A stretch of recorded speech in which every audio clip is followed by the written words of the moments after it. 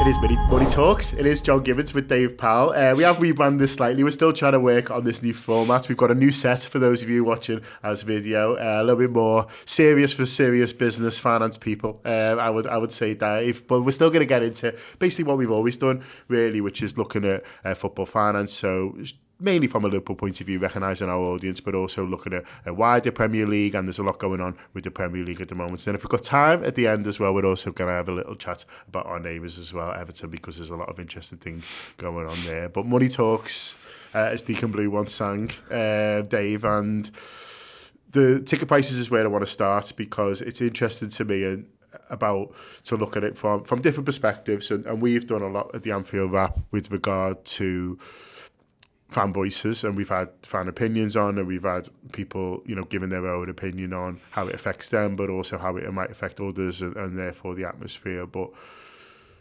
trying to look at it from the club's point of view, they've obviously, I was going to say, what do you think their rationale is? They put it out. They've said what their rationale is, which is it's more expensive now more than ever to put on any events, and what Liverpool do every week or so is put on events at Anfield, and it's getting more and more expensive for them to do that, and so that is why they're trying to offset that slightly by increased ticket prices. I guess what gets confusing for fans is obviously they see other revenues go up, and then also they see bigger stadiums, so they think, well, you're getting more money for more seats anyway. But obviously for the football club, they still felt the need to increase prices. Yeah, it's a difficult one. I mean, as a football fan, I'm always against price rises anyway. But from a business perspective, it's important, I think, to look some element of context about it. So the period, I think it was the first time in 7 years, was it, that Liverpool have rose season ticket prices. It went up last year. But is it in terms of, last year was the first time in 7 years. So during the period kind of early 2010s to 2017-18, life was quite good for Premier League teams. Still good now for the biggest, but you had inflation was low. The broadcast revenues, now internationally broadcast revenues, we've spoken about this numerous times, will continue to go up in the next cycle, but domestically, for the most recent period, they are effectively plateauing. So we've got signs of stagnation, and through stagnation you eventually get decline. So there'd been an element of concern about that now, but previously media revenues domestically were still rising. So clubs had low inflation, more money than they'd ever had, considerably more money than they'd ever had through broadcast deals domestically and internationally. But to kind of implement season ticket rises at a time when there would have been marginal gains, would have been looked on dimly. It also would have been a headache which many felt it's not worth the reward. But now we've got to a point whereby inflation has risen considerably. So I think if you look compared to 2014, so 10 years, I think inflation, if your £10 in 2014 is about, costs about £13 now. So, it's about 30 odd %. So things go up, things become more expensive, but you kind of reach this point whereby things are becoming more expensive, yet the money coming in is drying up. So during that period of incredible growth for the Premier League over the past 10 years, there's been considerable wage rises, and also the transfer market continues to drive major transfer fees.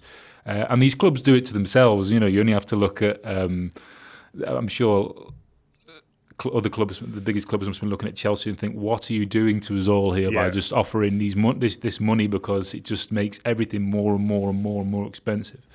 And that's where they've got to, really, I think. So it's a case of, I know the clubs say that operational costs have increased 40 odd % or something like that.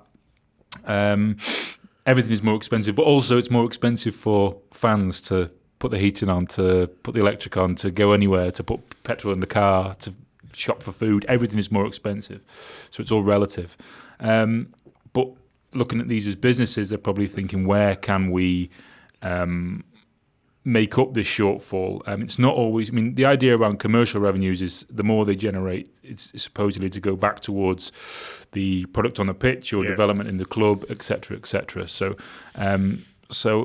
this looks like a way of raising ticket prices to offset elements of the rising costs, which you've been seeing through kind of inflationary pressures, macroeconomic pressures, things like that. So that's largely what it comes down to. So I mean, as businesses, they have rising costs, and there's only really football is always seen as an aside to normal business because we have an emotional attachment, emotional involvement to it. You are not customers, you are fans. You are if the price rises, you're not going to go somewhere and support a different team. You are just going to have to try and either make the decision to not go or to find that money, and that's obviously a deeply unfair choice for supporters to make. So I think that clubs are in a quandary. I mean, I don't think any club really wants to raise season ticket prices because there's no good PR that can come out of it, and the gains are usually fairly marginal. But when the margins become tighter in terms of running the business, and it's important to remember most of these clubs run at a loss. I mean, Liverpool attempts to break even every year.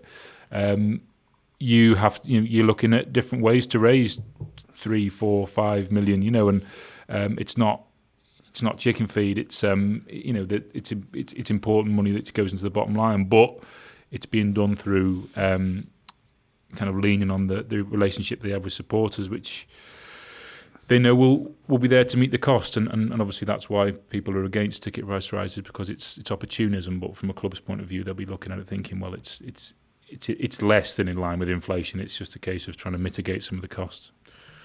Do you think, from the football point of view, from the football club's point of view, there'll be conversations around?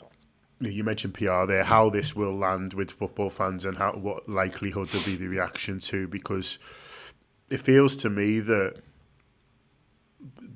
there is, as you say, always this kickback, and from a Liverpool point of view, this is the first time that, for example, Spine and Cop have said we're taking the flags away. They've done that before. We've had walkouts, which is obviously an even more extreme thing, but it was a more extreme situation. It would surprise me if there hadn't been an acknowledgement within some of the club, or someone would have put the hand up in the meeting and said, like, is this price increase worth it when you factor in, what the sorts of negatives are going to be. So is it just that they're looking at it from a spreadsheet point of view and thinking, well, we need to raise more money sort of, in lots of different ways?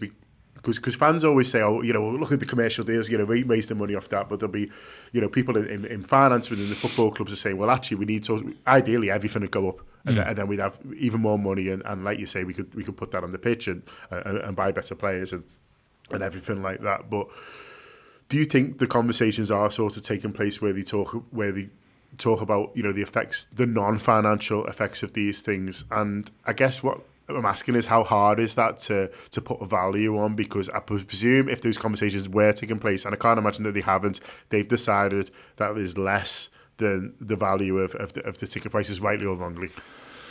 They would have absolutely taken place. I mean, whether it's the FSG of previous backlash from supporters for attempts to rise ticket prices in years past. They've also felt the heat from Boston Red Sox fans in the US over attempts to raise prices.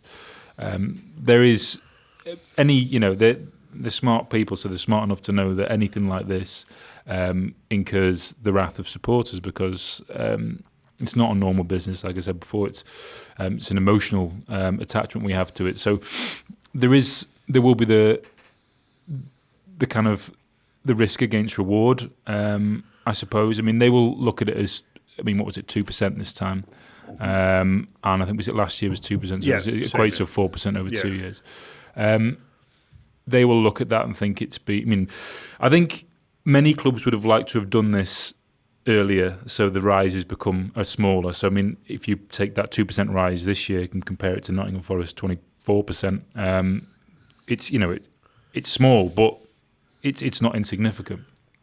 So I think they would have tried to find the lowest point of entry whereby they can raise prices and make some kind of meaningful return to allow the business to continue to offset costs. So costs don't get swallowed up in growth in other areas. So, if you've got costs going up in certain areas of 10, 15 million and you're just requiring to skim money off the top of a rise in commercial revenues all the time, you're never really moving anywhere. Yeah. So they're probably thinking if they pass on some of that cost to supporters by a small, or what they would see a small amount, then that goes some way to addressing the problem and takes the pressure off having to achieve more in, whether it be through merchandising.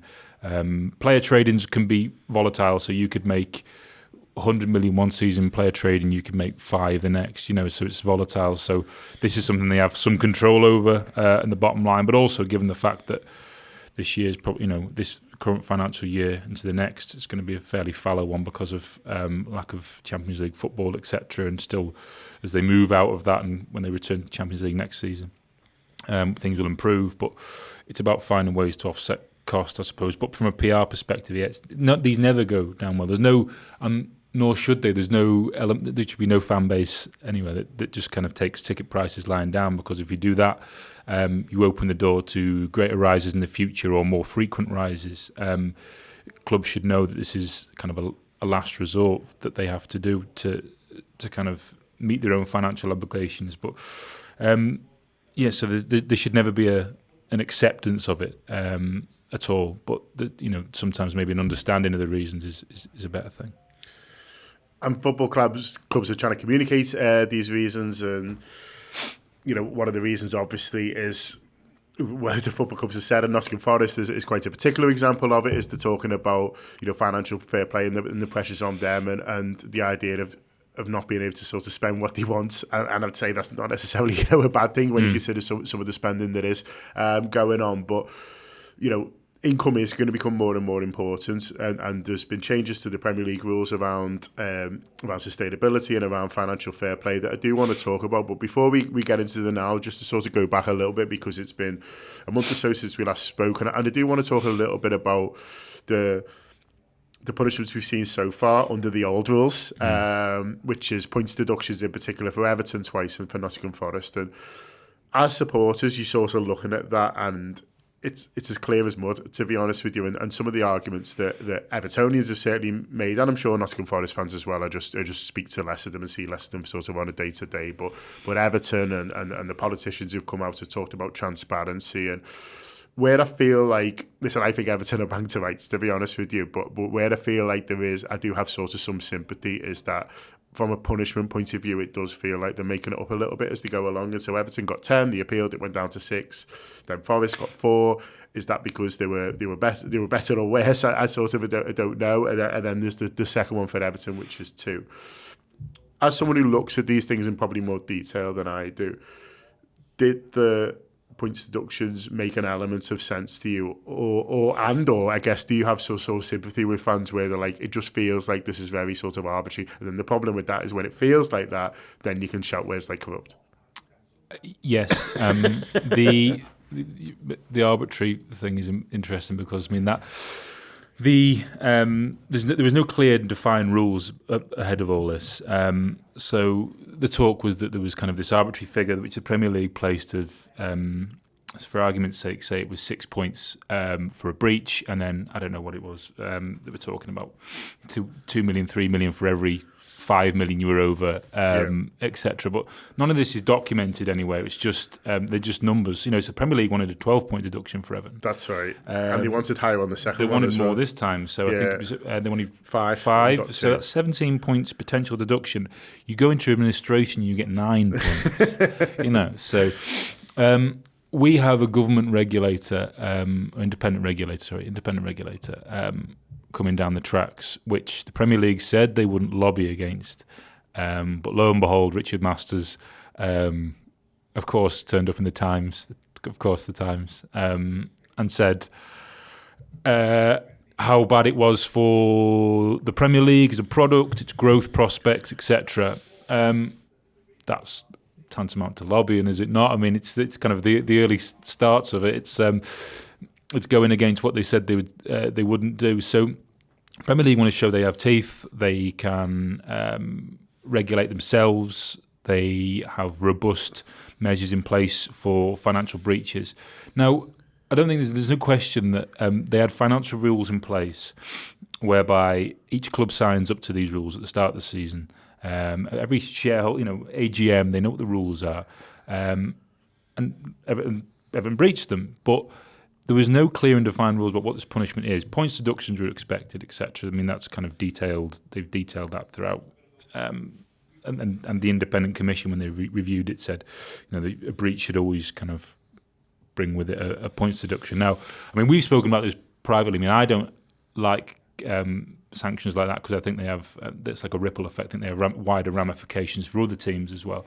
And we were at the Financial Times Summit, and I think it was Andrea Traverso, who was UEFA guy, was talking about how UEFA don't agree with, in the main, points deductions. Yeah, and it was interesting because he was talking about uncertainty, and that's exactly what we've got now, is that there's appeals going on, and so there's teams at the bottom. And even, you forget about the teams who are involved, let's think about the teams who aren't. Luton Town don't actually know what they're competing against. No, and that's wrong. And I mean, transfer embargo, surely, punish the team competitively by kind of limiting their ability to grow the wage bill the following season or sign players, whatever. But everything else impacts teams in the here and now. So, like I say, Luton don't know what they're up against. They can't budget effectively because they think, is Forest going to have their appeal upheld? Are they closer to us? Do we, this, that, and the other? So, but I do think there's an element of there was no clear and defined rules around all this. So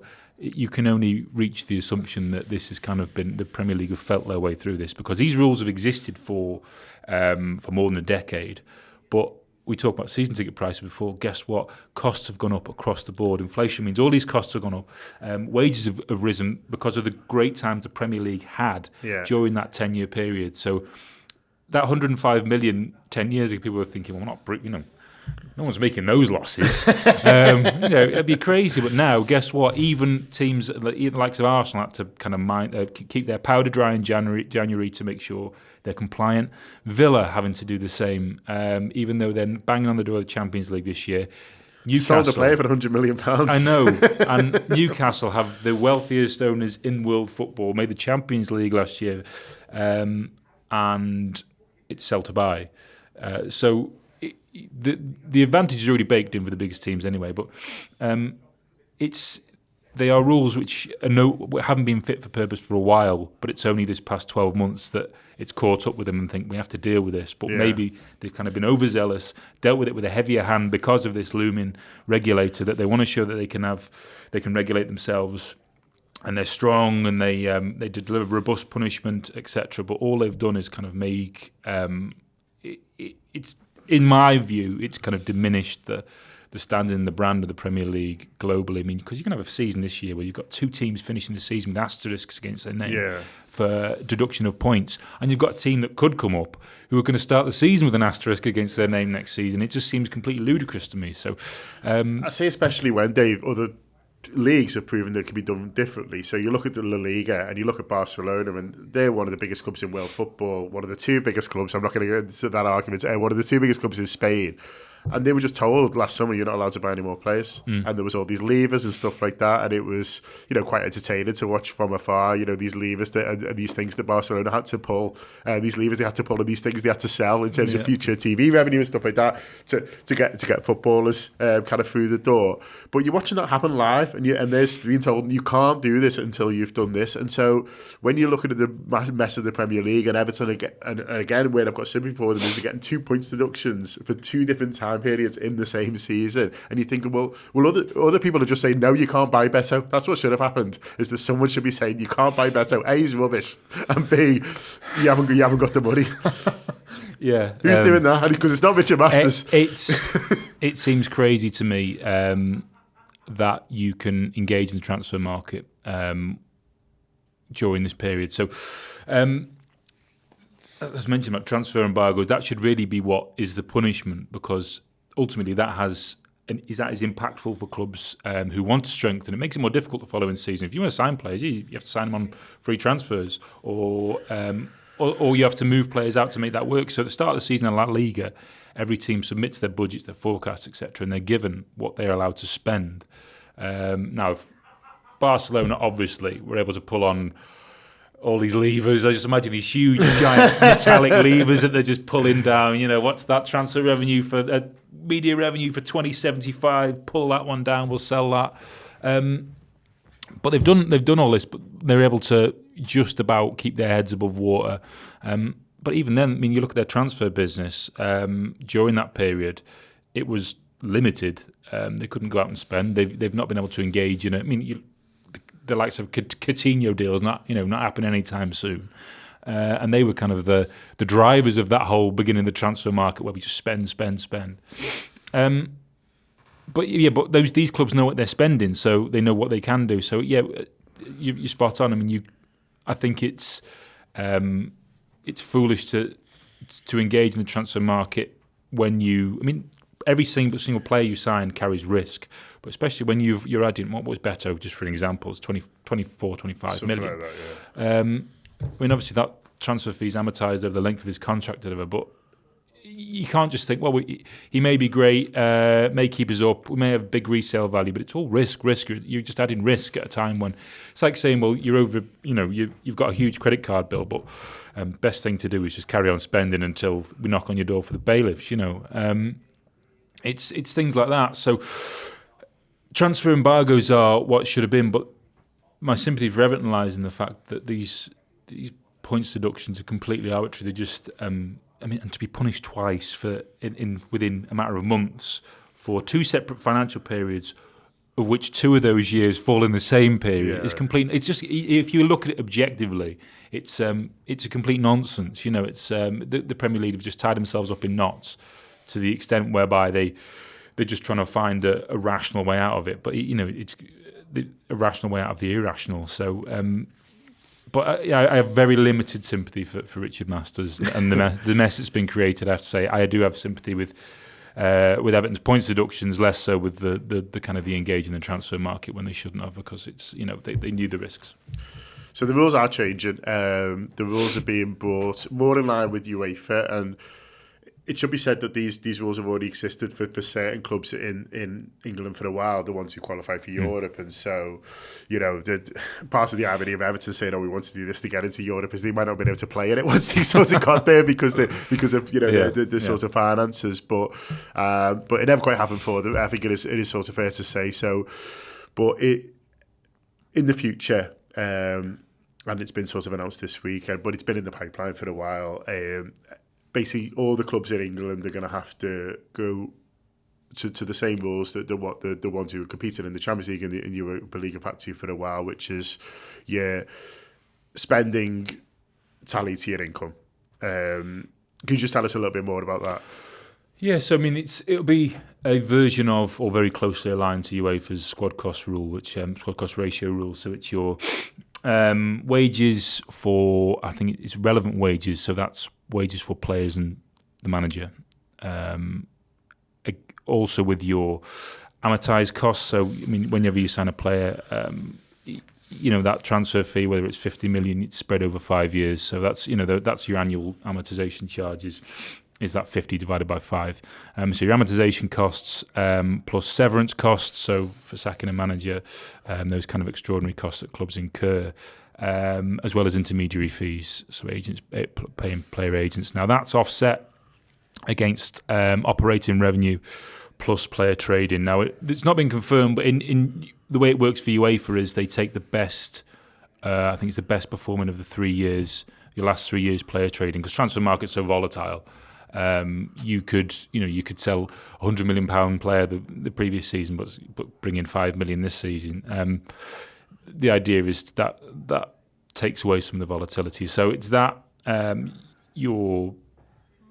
then that is given as a ratio against that. So in UEFA it's 70% in order to so that's your squad cost rule. So 70% for those factors against your operating revenue and your player trading profit against. I think the plan is for the Premier League to be 85% for clubs which operate outside of Europe. So their view would be that, in effect, helps your Palaces and etc. to spend a little bit more, because if they were brought in line with 70%, it's very, very difficult because a lot of them are already operating at 90%. Yeah. And so to shave that much money off is very difficult. Whereas the big six clubs, most of them, save for Chelsea, are operating at 60 to late 60s, so I don't think there's any. I think maybe Arsenal might be 71, 72. Liverpool about 65. They've been that for a long time. That's why where kind of cost management comes into it, so they keep that level figure. The issue is, from my point of view, is that this 70%. So Aston Villa, the difference. So if Villa make the Champions League next year, it's not coming in next year, but if Villa start to bring themselves into Champions League football and the conversation around Europe every year, now their squad cost ratio rule is very different. Ratio is very different to a Liverpool or a United or a City. It's so they would be to have them comply with this 70% seems wildly unfair. But I mean, that may change. I don't know. But points deductions are still going to exist. So that's a big difference between UEFA's and the Premier League. Premier League insists that points deductions will still exist. What this does, I suppose, is it brings it more in line with knowing what clubs can spend at the start of a season, as opposed to just concentrating on stemming losses by deducting this, that and the other. They may feel it streamlines things a little bit, makes it a bit more easy to understand, saying, right, this is your squad cost rule, this is the money you need to save, this is what you've got to spend, rather than, because losses, they can be incurred through a variety of things. But I mean, we've become used to kind of deducting all. I mean, Chelsea sold a hotel to to. Will it be harder to do that? Yeah. I mean, it's all down to your squad cost and how much you're spending on the product and the pitch, as opposed to what's going on around it. So that's the idea behind it. Will it work? I don't know. It's not a panacea to all ills of Premier League, because it won't make it any more competitive. It will the same competitive advantage exists that did previously. It doesn't solve anything. It just does it make it worse? Because some of the art clubs, obviously towards the bottom, have argued that. For some, it may. Yeah, for those towards the bottom, it may make it worse for them.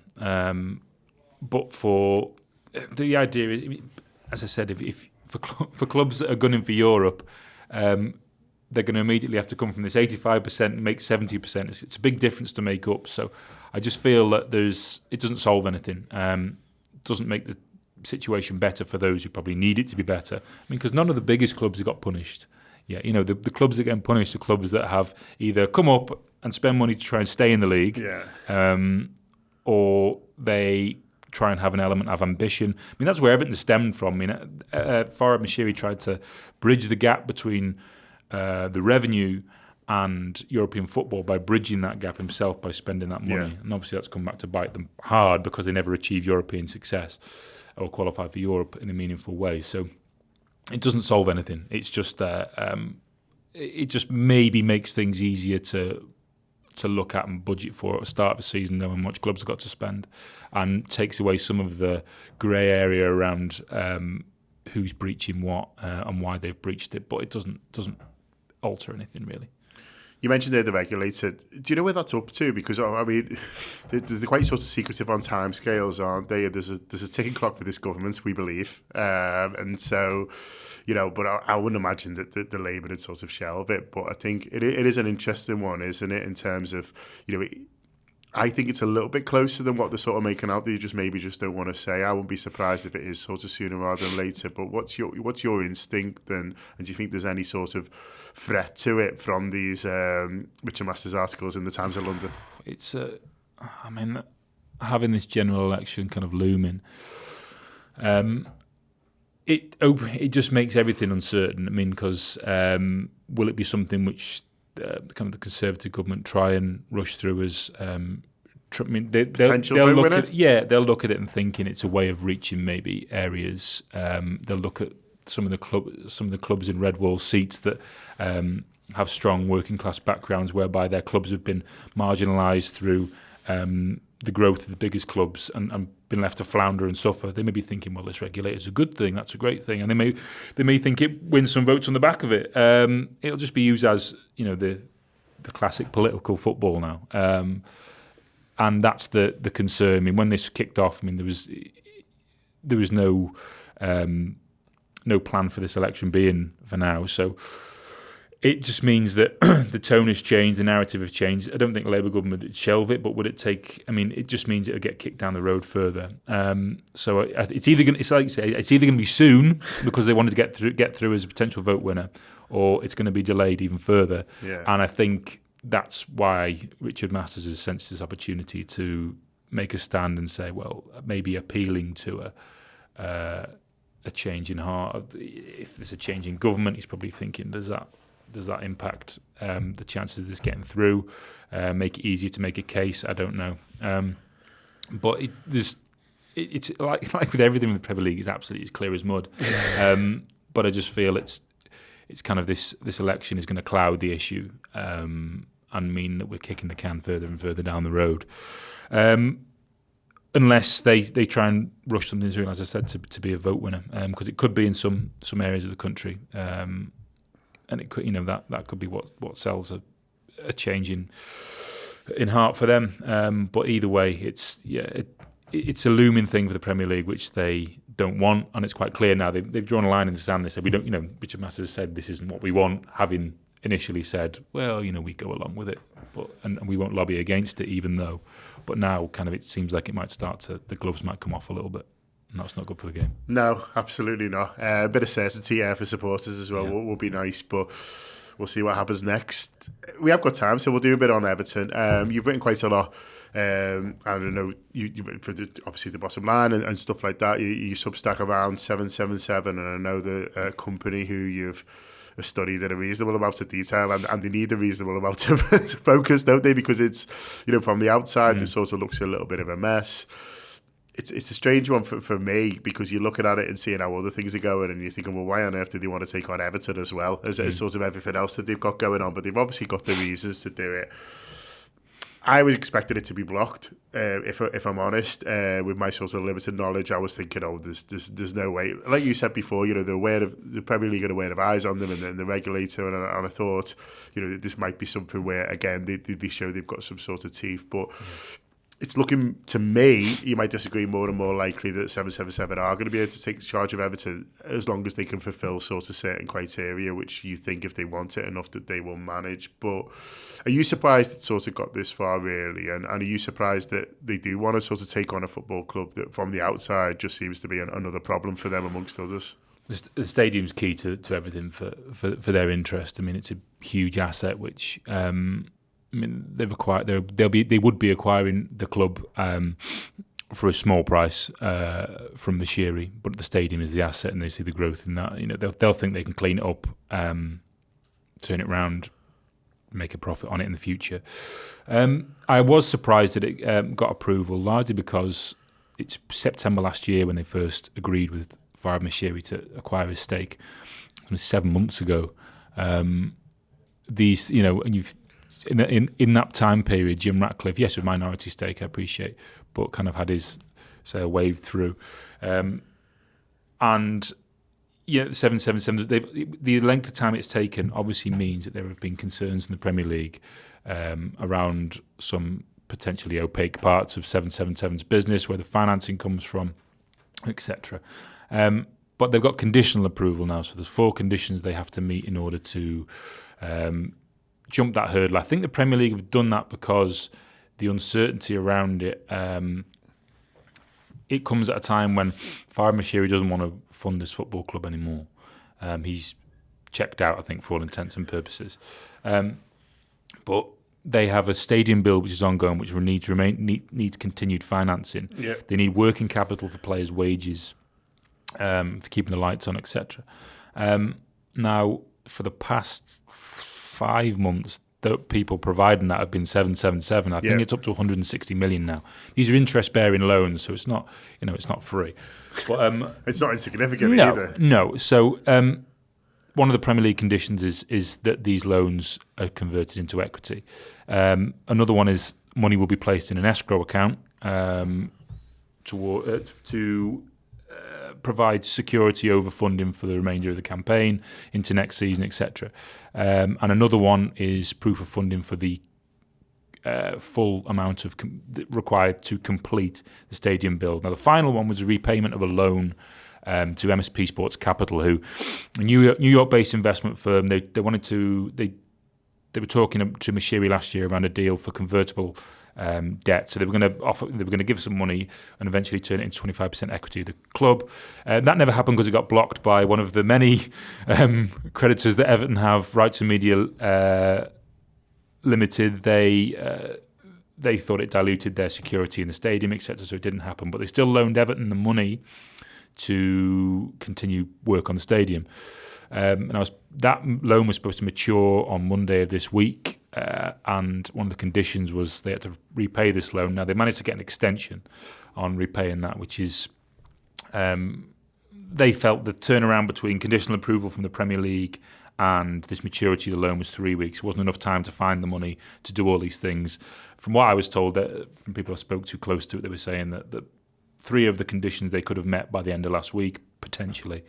This one they couldn't have. So it's going to be weeks, not months as the extension. But for 777, they know now what they have to do to acquire the club. They've conditional approval, but the Premier League have done it, I think, because they're concerned that no one else is stepping into the breach and funding this thing through to completion. Now, 777 have got clubs in other countries, some doing better than others. I think they'd probably point to their success in, or a success story for them being Genoa, which they would say they've improved. But fans of some other clubs, their own Standard Liège, etc., would say that they haven't improved their situation. But I think the thing that has probably surprised them is the level of scrutiny that comes with trying to acquire a Premier League team by the English media is next level. You're not getting that same level of scrutiny in Germany or Belgium or France.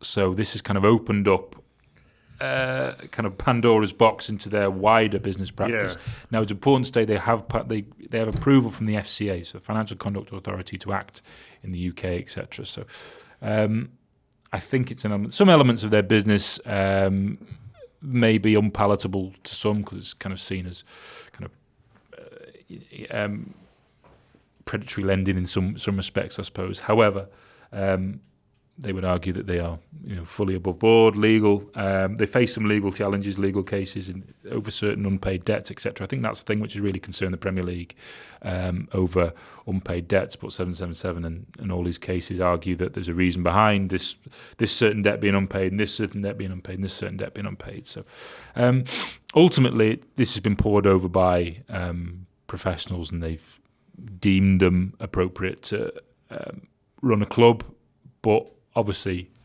concerns, which means that they have 4 things to tick, and they're very expensive things they have to tick as well. This isn't just saying it isn't paying £100 deposit just to that you're not going to get that back. These are significant amounts of money that they're going to have to find and lend from other businesses or other lenders that they have in their wide portfolio of interests. Do I think they'll do it? I do. Because I think they kind of have to. I've come this far. Yeah, there's another capital need in the next few weeks. So the deal Everton had with Bramley Moore Dock was with Lango Rourke, the construction company, was you can have fixed price for cost, materials, etc. But if that deal breaks, if you miss a payments and this and the other. So that's been key to make sure this carries on going and keeps going, because the stadium is the biggest asset, so they're not going to want to see that fall away. I believe that 777 are going to be the ones finding that capital again one more time. I think it probably takes it to not over 200 million, but closer to 200 million all told. And I think this will be the last one they do as just kind of providing junior debt to the club. I think this will be. I think the next time they'll be doing it, they'll be the owners, but. It's a further commitment to the fact that I think they're going to see this through to completion. Whether it's good, whether it's bad, it's difficult to say because Everton's situation is so precarious. There isn't a queue of people coming up to take on, because there's so much debt, loaded debt onto the club, requirements for more capital before you see any return. I think it's, for a lot of people, it's seen as a real headache, and the uncertainty of what league they're going to play in, etc. That's all a real headache for potential investors. So I do think it'd be 777. I don't know what the timescale will be, but I'd imagine before the end of the season. That's it. That's interesting.